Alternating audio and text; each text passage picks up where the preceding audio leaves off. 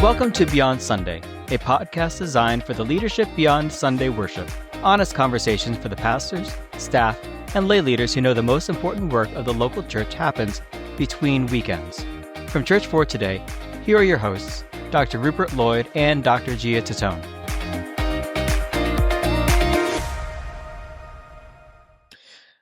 Welcome to Beyond Sunday.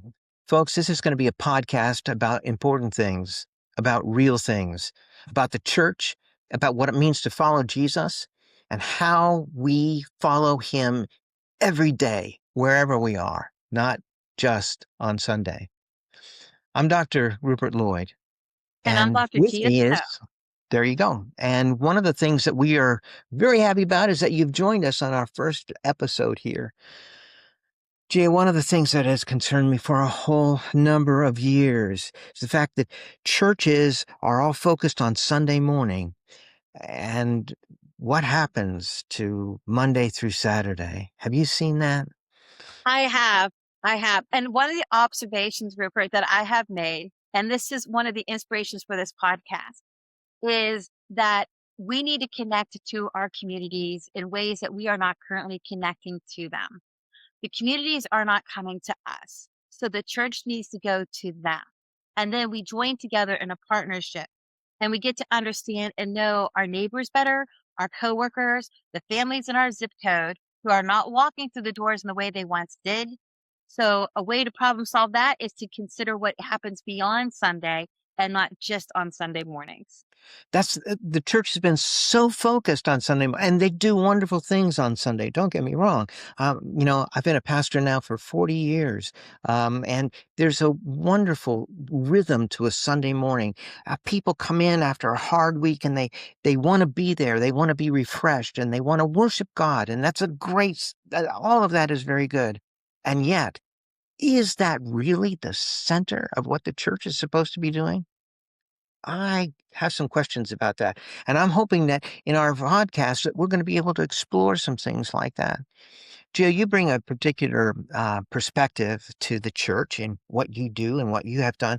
Could you share a little bit with us about your background and about what you have done and how you have come at this? And you have a PhD in leadership from Regent, I believe. And could you share a little bit about your background and what's led you to think about these kinds of things? Thank you for asking, Rupert.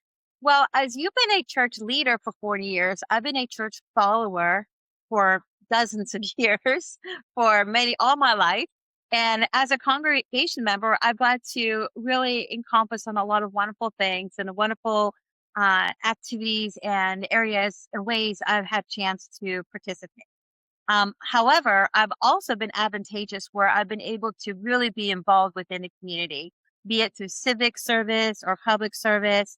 I have been able to tap into neighboring communities within our city limits, and really get a chance to know and understand individuals in these communities and what's going on in these communities and what the concerns are that people have. And one of the things that I look at that I'm passionate about is how are leaders making an impact in the lives of these individuals or not making an impact for the better, for the worse. Yes, right. What most concerns you, Rupert, as a leader, as a pastor of 40 years? What are some things, what's your story? What are some things that have concerned you that you've seen? Well, so as a young pastor, I came into the church and I had these wonderful expectations of how things were going to grow. I thought they were going to be wonderful. I mean, I wanted to serve the Lord and I wanted to help other people. What could go wrong? I thought that would be a wonderful thing to be able to do. But unfortunately, I discovered that I wasn't really prepared for the kind of leadership role that I was being put into. I had wonderful biblical training. I even had some leadership training when I was in the Navy for several years. And so before I... Thank you for your service, by the way. You. But I did not know that. With the time that I spent in the service, I learned about leadership and how important it was. But how do you do that in a volunteer service? I'm not ready to stand up there and tell people what to do. Many pastors have attempted to do that, and it's been a bit of a disaster. I know you've seen some of that as people have taken the reins of leadership, and they've somehow confused them with, this is the way it's got to get done. That's not it. And so I'm passionate about what real leadership is and how you do that in the church. But you know what, Gia? The thing that really bothers me more than anything else is that the church seems to have drifted away from its purpose, from the whole idea of what it's supposed to be doing. We've so focused on gathering people and getting people together and being successful and growing and all the good stuff. And none of that stuff is bad. It's just not central to what Jesus has called us to do, which is to make disciples. The I Great think Commission.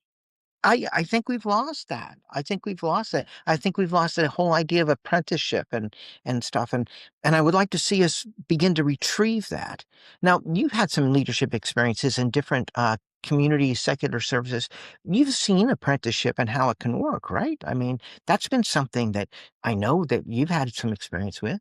I love how you just mentioned that because, in my view, that is one of the disconnects that I have experienced. So, when I'm involved in civic or public leadership roles, so for example, I mentioned about my public role. Well, I served as on the board of trustees for the Carnegie Library of Pittsburgh. It's a really big organization. And in that role, I served as chair of the External Relations Committee. Now, the way that that role is developed is that you could serve 2 3-year terms for a total of 6 years. And Andrew Carnegie has it where you fall off the board for a gap year and then ascertain if you want to continue on again or not. So, with that in mind, I raised, well, I initiated a successor who I identified as a new board member. Right away, I thought this person has what it takes. And I invited him to be on my committee. I talked to the board chair and said, hey, I hope you would consider this person for my committee because I'm not always going to be here. And I knew at that moment we were on a tour that we did with the libraries. And I sat with this individual and I saw this individual has what it takes to become the chair of the Yeah. External Relations Committee.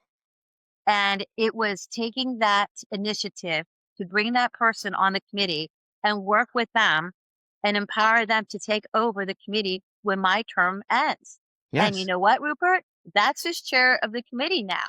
Yet, when I'm within the church that I've been involved with for decades, doing all kinds of activities and events and volunteerism, no one really raised me up to a particular leadership No one role. came alongside to mentor you into the different places that you're No, gonna. I was told to attend a Bible study Yeah. and Yeah. participate in events. And I actually had a running joke that I'm a pew warmer. I go and I sit on the pew and I'm a face, I'm a number in the crowd. And I go Yeah. to the Bible study on this night or that night. And then I go home.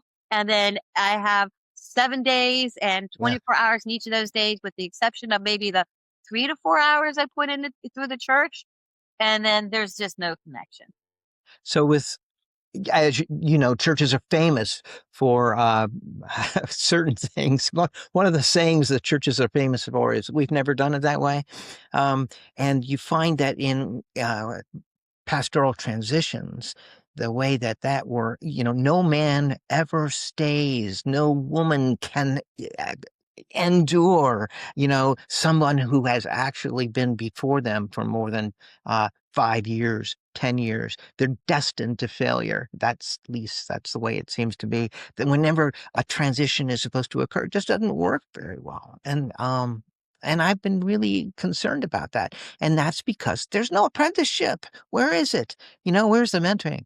One of the things that I was able to do about 5 years or so ago, I was serving as an associate pastor in a church, and I determined that I was going to be a teacher in the university. And so I had a PhD, and I went ahead and made some inroads in working on the faculty and that kind of stuff. And my thought at that point in time was the Lord was leading me to be a teacher there, and continue on my part-time associate job. But the pastor of 40 years of our church decided to retire, which was a great thing. And the actual statistical analysis of what happens to somebody who follows a 40-year pastor is that they stay only a year and a half or two before they're actually gone ahead and then they're gone. So what I did is I focused on transitions. I brought in a young guy. The church was happy. Everybody seemed to be real excited about that. And sure enough, he was able to last about 5 years. But the fact was that there was not the mentoring that needed to be there to happen, and so that's been something that's really bothered me, and it's something that's really something that I'd like for us to be able to talk about during our podcast. And Rupert, those are all really good examples, real life stories, real examples that I know our listeners can identify with. Because on a pastoral end, discipleship is involving how you're raising leaders who are pastors and who are going to lead ministries. And as a congregation member, a lot of congregation members want to tap into growing and having purpose and God using them as tools and instruments. Sure. So, we're both like singing the same song, we're both singing the same song, but just have a different tune. And that is what is, I think, a disconnect. You mentioned about pastors coming and going. I think it was my last church over the course of 10 years. We've had one, two, three, four, five, six different pastors come and go in 10 years. Wow. And Well, the church is the church. Nobody owns the church. The church yes, belongs to the people. The pastor leads the church.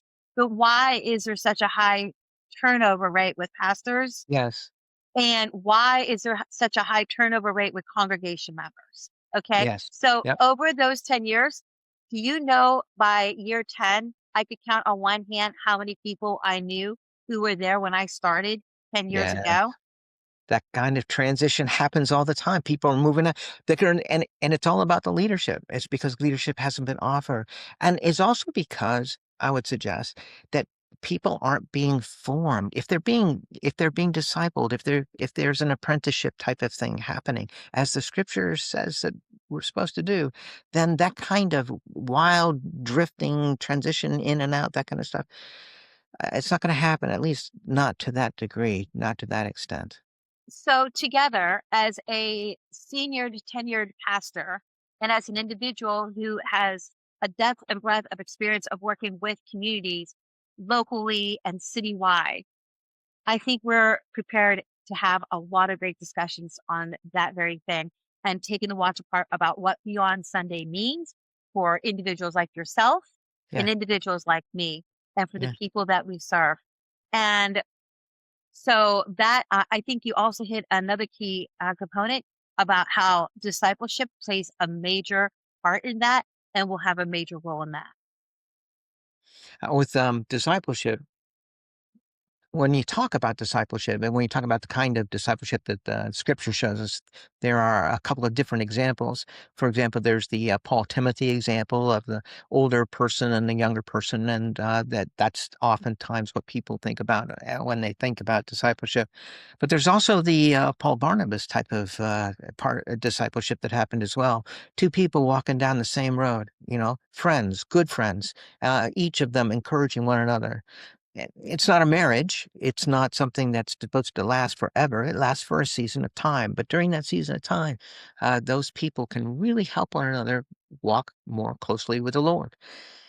That's actually something that leaders in a church are supposed to foster. That's something that the church community should be a part of. What I'm talking about, there should be multiple places in the church. There should be multiple examples of that. And You yet know, we don't find that. Rupert, you said something interesting there about the Paul and Barnabas relationship. A lot of times I've actually seen this, I would say, for about 20 years since I've really gotten involved with helping with initiatives within the church as a layperson and with my involvement in the community. There seems to be this understanding that you have to mentor a younger person. While that is definitely an aspect and instrumental to do, I don't think we always tap into the relationships about being able to disciple each other. I think that's where sometimes that disconnect happens and Yes, we fall yes. short. Yeah. Do you think Do you think it has to do with the church being seen or perceived as being institutional rather than relational? I mean, if relationships were really the most important things happening in a church, I would think we would see a lot of these kinds of pairings, a lot of these kinds of dynamic groups encouraging one another to grow deeper with the Lord. Yeah, I totally agree. And with that being said, I think this is a perfect spot to take a short break. And when we return, let's talk about this more and discuss why leadership matters and going more beyond Sunday. Leadership is heavy. The decisions, the people, the weight of what is next. You are not meant to carry it alone. Church for Today coaching gives pastors and ministry leaders a trusted guide for the leadership work that matters most. One-on-one, team-based, built for the established church. If you're ready to lead with greater clarity and confidence, start at churchfortoday.com. Church for Today, where kingdom leaders go to lead what comes next. So, why does leadership matter? I think most people recognize that leaders are important. I don't think that is a fairly obvious perception in terms of how people look at the church. But sometimes I think they look at leadership as though it is just a one-shot deal. It's up to the pastor. It's up to the church leaders. Leadership impacts cultures. It impacts the whole enchilada, so to speak. And if you've got, let me give you well, not a positive example, but let me give you a negative example.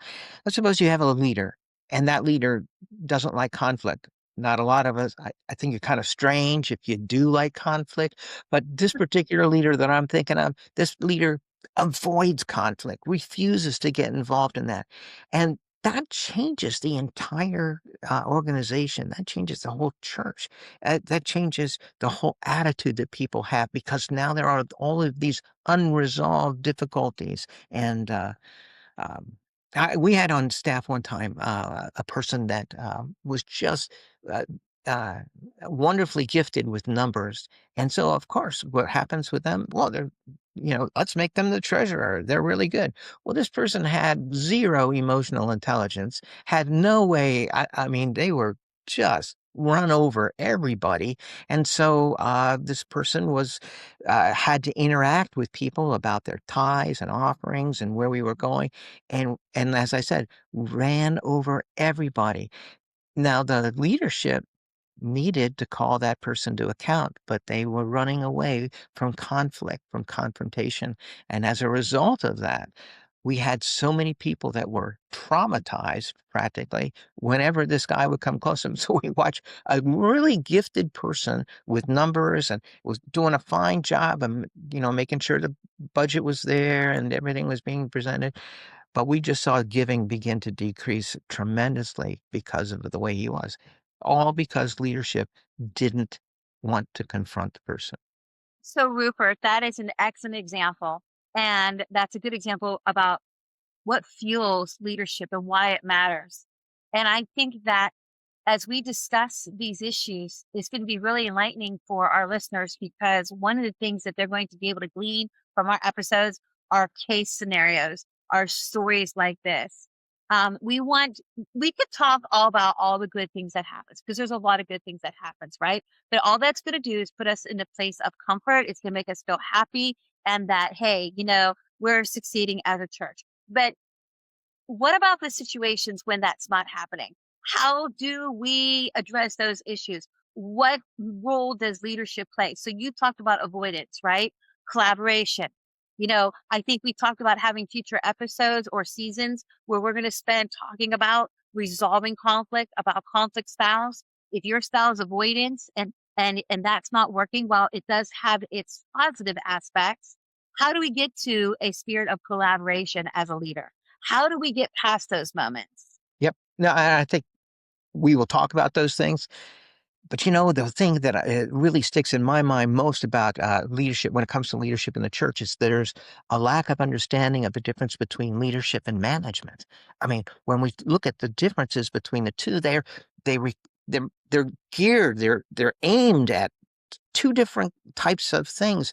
But if you don't know that, man, you're in for a disaster. So that's another thing that I'd like for us to be able to talk about on the podcast is the kinds of misperceptions that people often have when it comes to actually living their life in the church and what it is.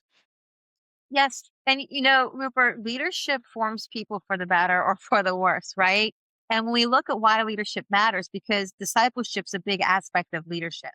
So if you're discipling, chances are you're a person who was in a role where at first you were engaging in doing something. And then what happens as a result is failure to some degree. You just talked about a scenario, a story where a level of failure was happening. But that, I think, is where it unravels and people quit or leave the church. And that shouldn't be the case. That's where the open door for learning happens. That is where all the learning takes place. And why leadership matters is because if you're discipling someone and you're taking them around those learning curves, then you can help them with the learning experiences rather than the quitting experience, the giving up experience. And as a result of that learning, that same individual then becomes into a situation where now they can help someone with their learning. And Rupert, I've seen your articles. I know you know exactly what I'm talking about because I've gleaned from your articles and studied them. And I know we're going to have a future episode where we're going to talk about discipleship specifically. But right now, because you mentioned leadership and management and what the differences are, I think that is a real key to getting to that next step. That's what we'll do next. So we'll talk about leadership and management and how how they're different, how they work, how they have different goals and that idea, and then we'll go from there. But yeah, Gia, I'm hopeful that although we'll talk about some of these specific leadership difficulties and that kind of stuff, I'm hoping that we're going to be positive in what we say, right? I mean, we're really here to help and to encourage other people. We're not just going to be picking at different problems and that kind of stuff. We're going to look at real cases. We're going to look at real people. And when you do that, sometimes it gets messy and ugly, but at the same time, we want to be encouraging to others. We will see through some of these case studies that we're going to be looking at, they'll see some universal principles that we can apply where we're at. And I hope that, between yourself and myself and our different experiences, that we're going to be able to show some folks as to how these universal principles can actually be applied, not only in the church, but also in different other organizational situations. And, you know, there is something to be said. I have a perspective of a pastor, can't help it. I'm stuck there, I'm over 40 years. It's not my fault. And I need another perspective. I need your perspective. And I know that you have a lot to offer that way. I'm hopeful that our podcast is going to be addressing all of those things. Yes, and I love that you mentioned that, Rupert, because our goal here is we want to take the watch apart. We want to look at what our problems and how we can solve them, but we are not promising to have all the answers. We do No, not have all the answers, but we no. want to look at situations. We want to look at the good. We want to look at the bad, and we want to look at the ugly. We don't want to sweep it under the carpet and say, oh, everything is great. But at the same time, we want to acknowledge what is being real. There's a lot of good stuff out there happening. We want to have case scenarios and and stories from individuals about what's working. We want to show models of what's working. We want to show examples of a how-to. How do we get beyond Sunday? How do we deal with a huge turnover issue? How do we deal with congregation members that don't commit or don't stay or leave a church? Why does that happen? And Well, how no place will ever be a perfect place. I mean, right? We're humans. right. But how can we bring up these topics in a way that's really going to be able to be empowering for Yes. both leaders like yourself and congregation members like me. That's the whole idea beyond Sunday. It's talking about how to be followers of Jesus, not only in church on Sunday, but all throughout the week. These questions, these thoughts, these ideas, these conversations that we're going to have, that's what we're going to be geared to help with making sure that other people can really at least think deeply about some of these very important topics. So that's our thought. That's our prayer. If this conversation has resonated with you in some way, I hope that you'll subscribe and you'll join us for our next episode when we talk about the difference between leadership and management and how important it is to know the difference. Thanks for listening to Beyond Sunday. If today's conversation surfaced something your leadership team needs to work through, you don't have to figure it out alone. Church for Today helps established churches discover, design, and deploy their next season of mission with coaching, consulting, and resources built for leadership teams like yours. Visit churchfortoday.com for more information.